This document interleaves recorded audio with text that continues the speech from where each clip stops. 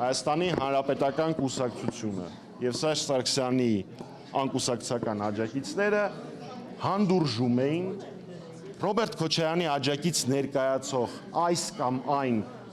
վարձու կնոպկայով խոսացող եւ արարող գործիչների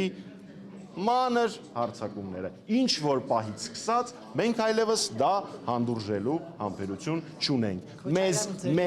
Մեզ մեկ սուտ ասողը կստանա 10 ճշմարիտ պատասխան։ Փառք մեր մասին բոլոր սուտ ասողների տակ այնքան կեղտ կա, որ անվերջ կարելի է դրա մասին խոսել։ Ուստի մենք չենք սա սկսել, մենք էլ չենք կարող ասել, թե երբ կավարտվի։ Պարոն Մամեջանյան, կարելի է ենթադրել, որ նաև Լսել եմ նորմալ էի հարցը։ Հետաքրքիր է, դուք չեք ասում, որ ձեր դեմ ապատեղեկատվություն կամ կեղծիք եք Նոր ասացի։ Դուք ասում եք մեր դեմ բան ասողին, մենք 10 Ուշադիր չէիք լսում, պարոն Կերոսյան։ Մեր մասին մեկ սուտ ասողին մենք 10 ճշմարտություն կասենք։ Նորմալ է դա թե ոչ, դա ահավոր է, բայց թող մտածեն դրա մասին նրանք, ովքեր դա սանձազերծել են։ Պարոն Մամեջանյան, մարդկանց էր վարձել, ասում եք վարձում, Պարոն Կերակոսյան, ես ինչքան ժամանակ ենք իրար հետ աշխատում ենք, ես եթե ինչ-որ մի բան ուզում եմ ասել, ասում եմ այնքան է, ինչքան ուզում եմ ասել։ հստակեցնել, որովհետև Ես արդեն պատասխանել եմ, պարոն Կերակոսյան, որ Քոչարյանը Արդեն պատասխանել եմ։ Պարոն Մամեջանյան, Մի հարց է, նոր քիչ առաջ Անես Սիմոնյանը ասում էր, որ երբ որ բանակցություններից էին խոսում Ադրբեջան-Հայաստան, ասում է ժամանակին մենք սխալ ենք մեզ պահել, որովհետև երբ որ հարձակվում էին նրա մեջ վրա, որ մենք բողոքում էինք աշխարհի վրա, նշանակում է ժամանակի սխալ պահվածք։ Տեսեք, ուրեմն երկու մասով պատասխանեմ, էլի, մեկը որը շատ լայք է հավաքելու շատ view ու հետո բովանդակայինը։ Երևի պարոն Սիմոնյանը ճիշտ է։ Մենք ժամանակին սխալ էինք անում։ Երբ որ Հայաստանի Հանրապետության զինված ուժերում եւ Արցախի պաշտպանության բանակում գործում էր 1-ին 10 պատասխանելու սկզբունքը, որը կարևորագույն զսպող մեխանիզմներից էր։ Մենք սխալ էինք, պետք է իրանց պես ձեռքներս վեր բարձրացնեինք ու Փաշինյանի պես ասեինք՝ ուրա, թուղթ տվեք ստորագրեմ, թուղթ տվեք ստորագրեմ, մենակ տվեք ստորագրեմ։ Երևի թե իրենք ճիշտ են 30 տարի բանակցել ու անել ամեն ինչ, որպեսզի արդյունքում հայանպաստ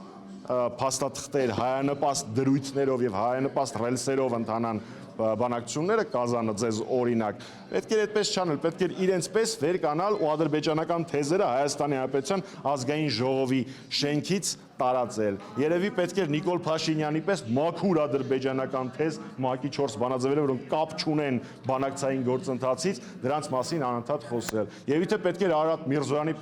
պես այնպիսի փաստաթուղթ, որը նույնիսկ Ադրբեջանը չի բերել, Ալմատայի համաձայնագիրը, որը կապ չունի Լեռնային Ղարաբաղի հակամարտության հետ, որովհետև Լեռնային Ղարաբաղը այդ ժամանակ արդեն անկախացած էր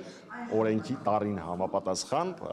Խորհրդային Միության սահմանադրության, երևի պետք է իրանց նման, իրանց պատկերացամբ վերեինք, ասեինք, տեսեք, այստեղ փաստաթուղթ կա, որը Ադրբեջանի շահերից է բխում։ Իսկ ինչ վերաբերում է միջազգային հանրությունը ինչ արձագանք էր տալի, ես ուզում եմ հիշեցնել իրենց ապրիլյան քառօրյա պատերազմը, որի ժամանակ Մինսկի խումբը, ոչ թե համանախագահները, Մինսկի խումբը, որի անդամ է հանդիսանում նաև Թուրքիան, հստակորեն ասել էին, որ անընդունելի է ագրեսիան Ադրբեջանի կողմից, իսկ 44-օրյա պատերազմի ժամանակ Թուրքիան փաստացի կողմ էր եւ Ադրբեջանի հետ պայքարում էր ագրեսիա էր ենթարկում Արցախը եւ Հայաստանը,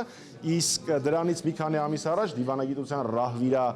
Լիլիթ Մակունցը ասում էր, որ Թուրքիան հաստատ չի ներգրավվելու որևէ կոնֆլիկտի մեջ կամ միջազգային հանրության այլ արձագանքներից։ Մենք կնքում էինք Եվրոպայի հետ ՍԵՊԱ, որում հստակ նշվում էր 3 հիմնարար սկզբունքները, այդ թվում նաև ազգերի ինքնորոշման իրավունքը։ Իսկ իրանք եվրոպացիքին փորձում են խաբել փուչ մի օրինագծով, որը իրենից մեկ նախադասություն է ներկայացնում եւ նույնիսկ ազգային ժողովի իրավական տեխնիկայի համար պատասխանատու վարչությունը ասում է, որ սա օրենք չի, սա ուղղակի չի կարելի ընդունել։ Այդ փաստաթղթից բացի վնասից որևէ բան լինել չի կարող եւ եւս մեկ անգամ ուզում եմ ընդգծել, որ մենք ենք հանդիսանում են քաղաքական ուժը, որը ժամանակին ՍԵՊԱ-ի բանակցություններն է տարել եւ հաջողությամբ կնքել, հենց այդ նույն ՍԵՊԱ-ն է հիմա հանդիսանում Հայաստանի եւ ԵՄ-ի միջև հարաբերությունները կարգավորող կարևորագույն փաստաթուղթը եւ 3 Պարույր Հովհաննիսյանը ԱԳՆ փոխնախարար ասում էր, որ իրանք ինչ-որ բան են